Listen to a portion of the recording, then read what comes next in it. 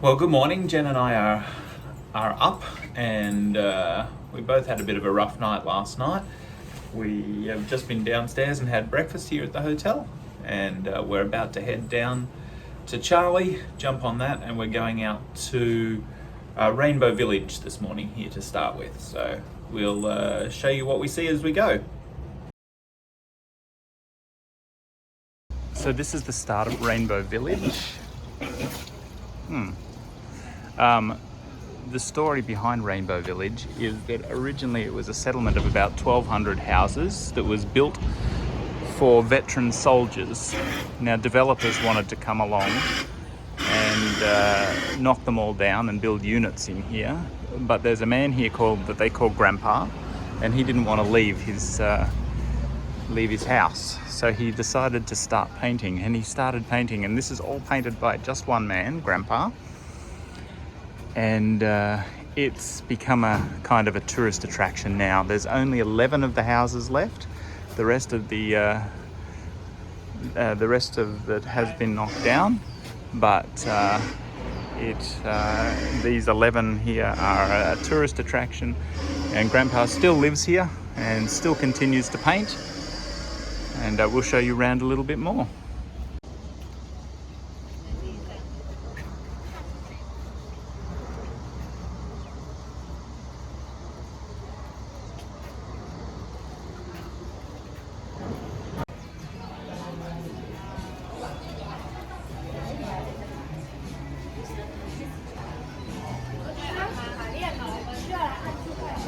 Souvenir shop just here. I'm going to head up to the shade and have a look.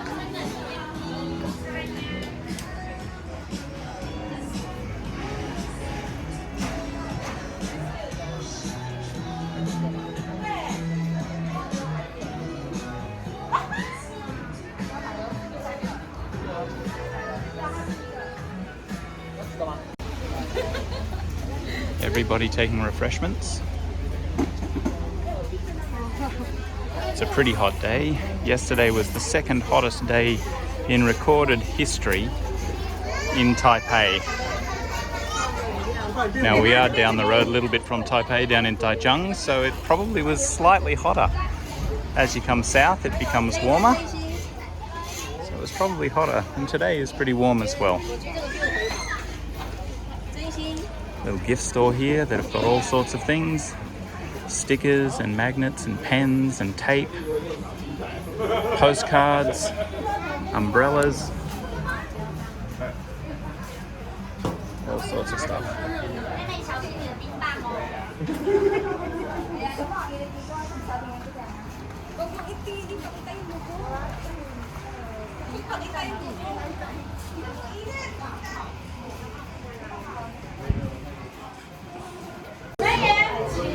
They have stamps all over the place here in Taiwan, not stamps for your mail, but stamps for your little passports and that.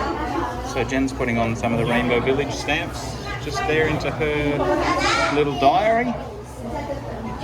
Doing another one. I'm wondering if I should overlap one on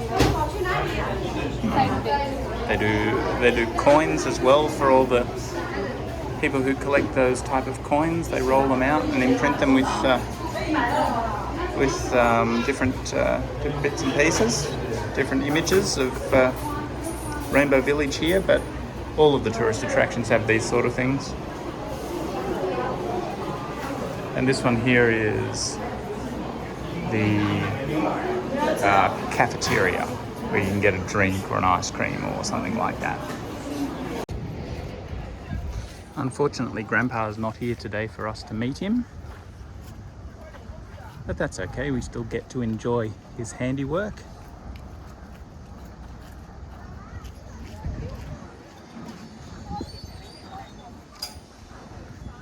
Really interesting artwork.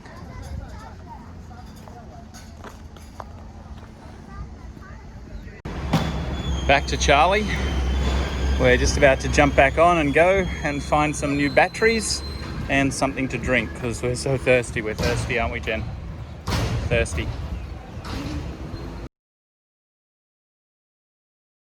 Hi, so we've just arrived at the Mount Baguashan Buddhist Center, There is Charlie.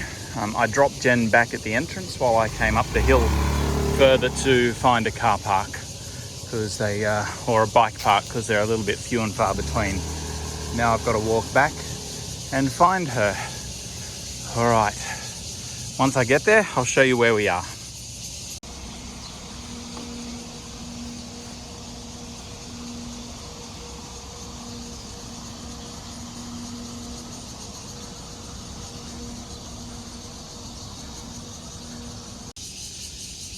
So the path that we just walked up then was called the Buddha's Path of Prayer. And we're just heading to the Fountain of Nine Dragons. So sadly, this is not running. They're doing a lot of reconstruction work here. This is the Fountain of Nine Dragons. You can probably see the centerpiece has 9 dragons on it. But there's no water and it's not operating and there's lots of construction work going on. So we will pass on this one and continue on to the next. In front of the Buddha statue here, there are 2 stone lions that you can see. They're made of concrete. They were donated in 1963 by a private company and put in place here in front of the great Bhagwan Buddha.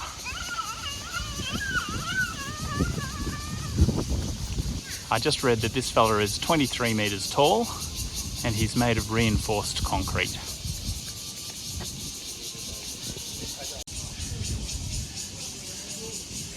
Stone carvings, elephant, there's a little Buddha there. Here's a horseman, that's a little unusual. And look, there's a Buddha sitting or laying down over there. And here's a goat man. He's a little unusual as well. Oh, and look, I'm not quite sure what this fella is. Monkey man. Up here, a little further, is either rooster or chicken man. You know what they are? They're the 12 zodiac signs.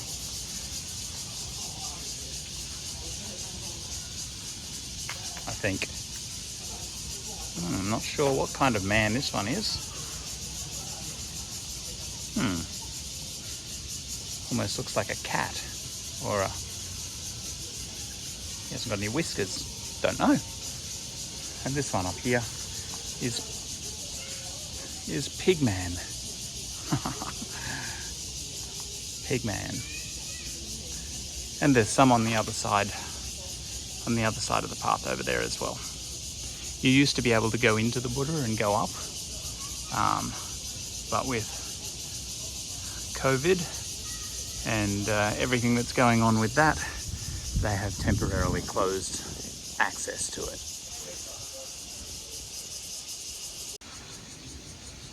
This building that you can see here was built in 1972 and it is the Temple of the Great Buddha.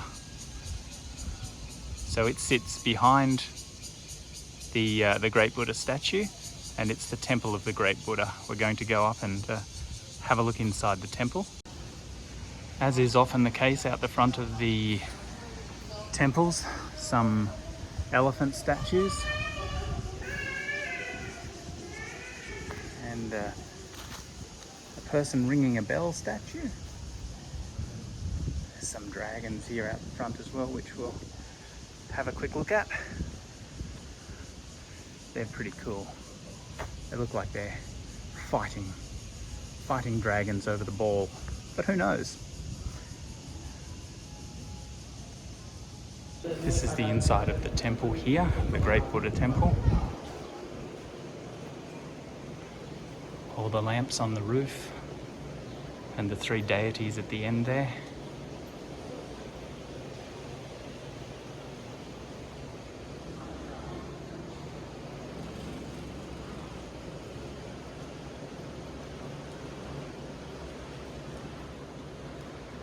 It's not as ornate as other temples that we've been in.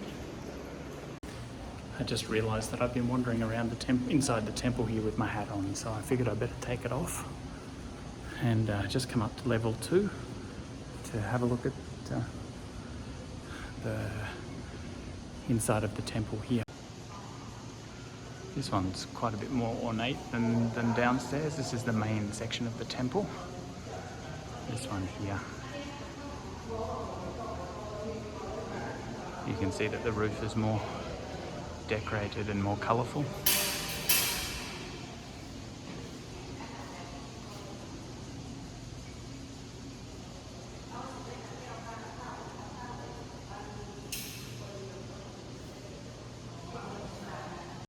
All the beautiful orchids as offerings on the table here.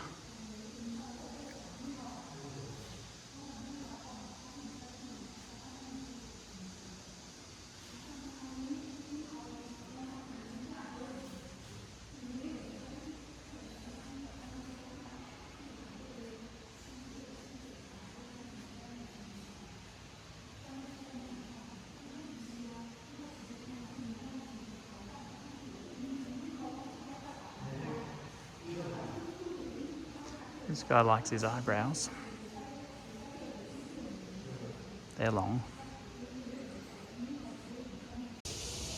We just walked around the side of the temple, and there's a pagoda, which I didn't know was there. That's pretty cool. And you can see the city of Taichung out there in the distance. It goes all the way around. Down the bottom there is a pond with really massive koi fish in there. Lots of massive koi fish. They're very cool. Nice little bamboo path, or bamboo sided path down here to the waterfall. Then going onto the bridge of the waterfall there.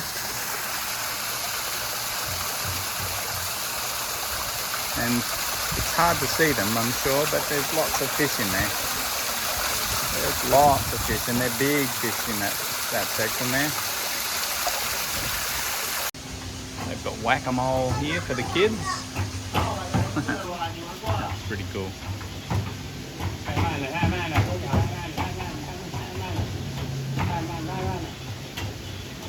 She's having fun. Good on her. Down this path here leads to the Silver Bridge and Waterfall Park. So we are heading on down. It's all part of the same area that we're in.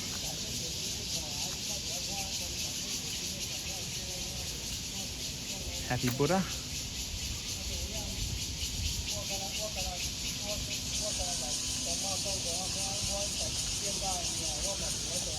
Nice round gate.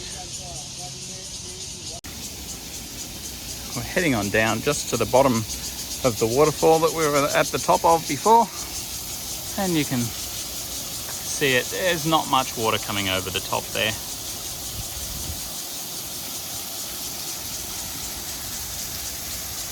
Little pond here at the bottom. Some stones. We don't know where the Silver Bridge is. We believe it's down the hill further, but there's no water running down any further. So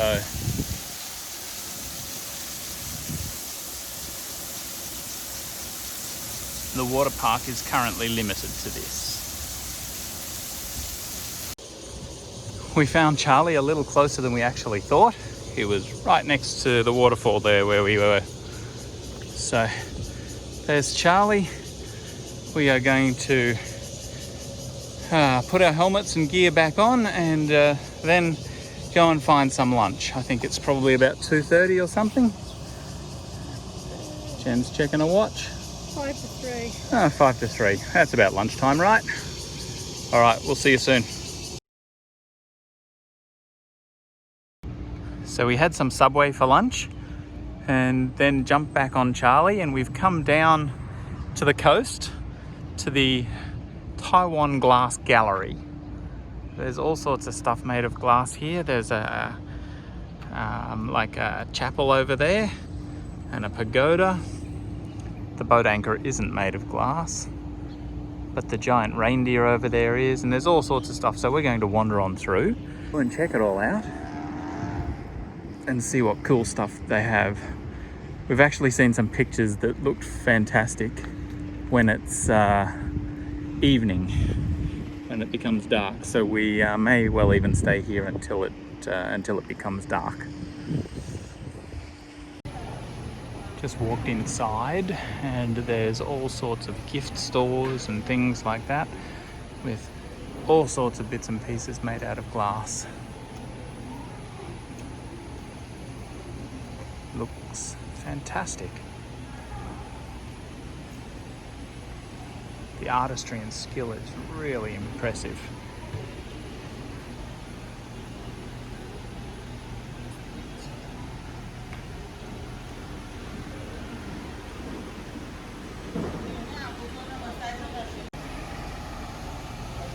All sorts of glass beads and rings, jewellery of all sorts.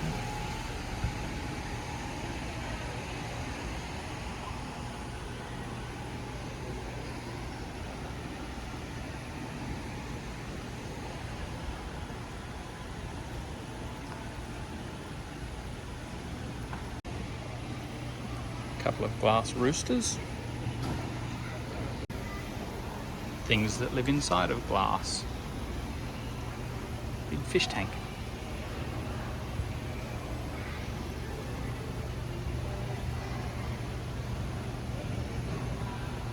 Lots of fishes.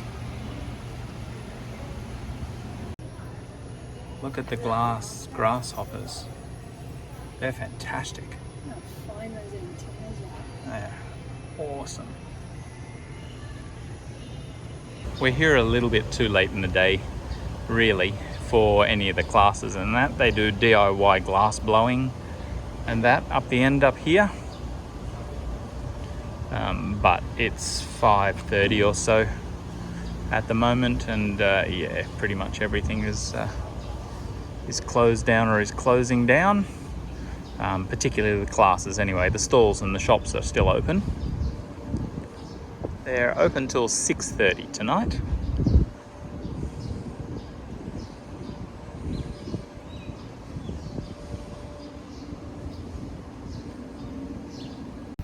We just walked out the side of the Taiwan Glass Gallery, and Jen's like, "There's some ostriches," and I'm like, "What?" And dead set, just in the paddock here.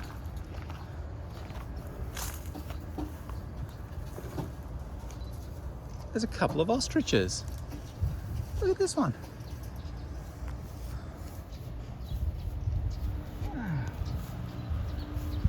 Hello, ostriches. Did it just fart? No, that's the noise an ostrich makes. Oh. I thought it just farted. Hello, ostrich.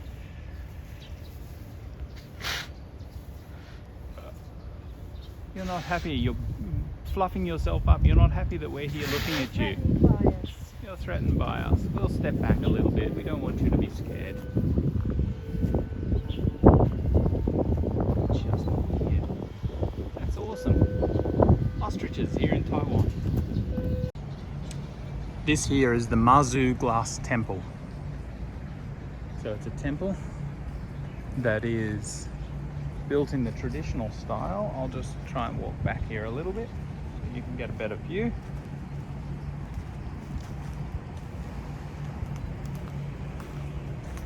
Sorry if that was a bit wonky. There you go. Temple that was built in the traditional style, and it's all built of glass.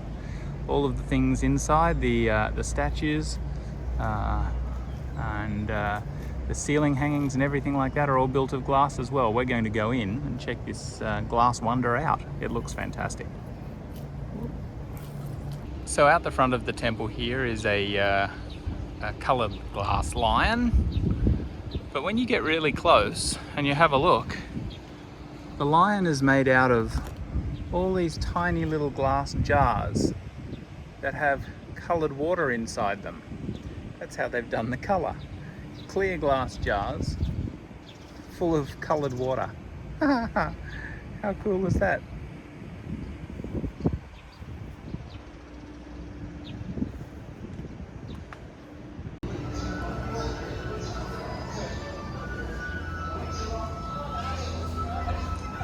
dragon hanging from the roof.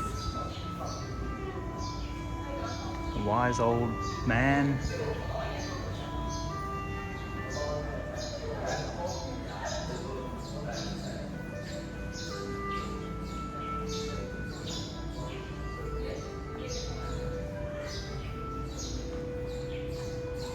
And this is a legit proper temple. You can go in and worship and light incense and that here. So it's not just for show, it is a proper working temple.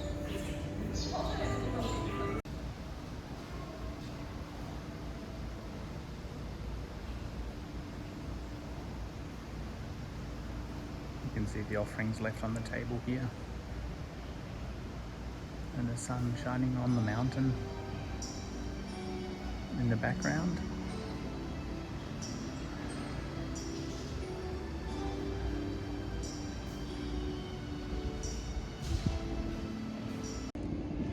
Just in the car park here out the front of the Glass Temple, and all of the little pebble stones in the car park are all glass.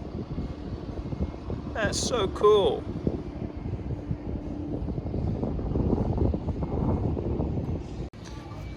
So this is the temple at night, all lit up. All the lights are on and it's all pretty.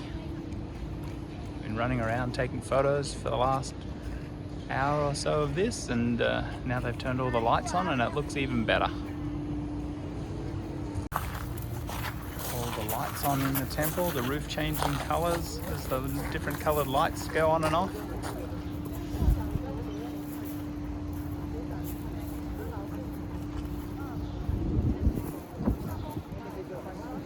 Quite a few people around.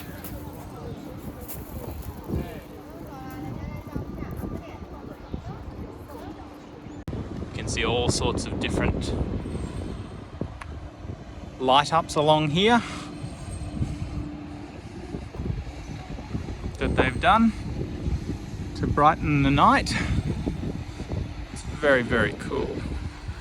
There's a very cool one in the distance up there that we want to go and have a look at, and we'll go and do that after we leave here. Looks great there with the pink part of the sky from sunset. The dramatic clouds and everything. It looks great. So there's Jen with her wings. Oh, we all knew she was an angel, didn't we? It's a little bit hard to see her there, but that's all right. So this is one that we wanted to come and see, and it looks fantastic at night. The glass is all imprinted with stars, and it looks like you're looking into the Milky Way, and you've got the lights all shooting up. But it looks fantastic.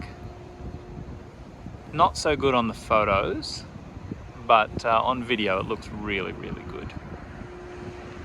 Well worth the time to come on out here and have a look. If you are going to come, make an evening of it, because it is much better at night. And yeah, really good, really worthwhile. Well, we finally made it back. It's about 20 to 10. It's taken us ages. It's a long way. And we've just come back to Yoshinoya to grab some food because we're both starving.